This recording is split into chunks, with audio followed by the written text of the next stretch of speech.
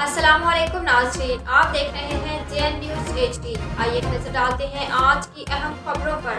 खबर शामिल करते हैं सियालकोट से। हमारे deputy bureau chief Syed Ansar बादशाह रिपोर्ट करते हैं। सियालकोट पाकिस्तान तहरीक इंसाफ के मरकजी रहनुमा साबिक वफाकी वजीर डॉक्टर फिरदौस आशिक अवान की वालिदा मोहतरमा की रस्म ख़त्म 40वां शरीफ की तकरीब उनके आबाई गाँव कोबे चक में मुनक़िद हुई।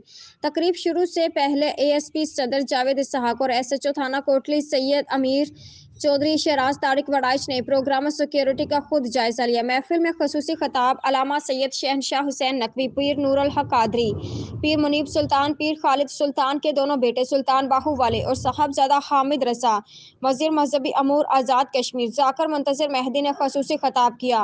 रस्म 40वां शरीफ महफिल में शिरकत करने वालों में साबिक गवर्नर चौधरी मोहम्मद सरवर, सेनेटर चौधरी एजाज अहमद, साबका MPA चौधरी ताहिर महमूद, एडवोकेट मियां आबिद जावेद, साबिक टिकट होल्डर के अलावा मजहबी, सियासी, तालीमी और कारोबारी शख्सियत ने शिरकत की।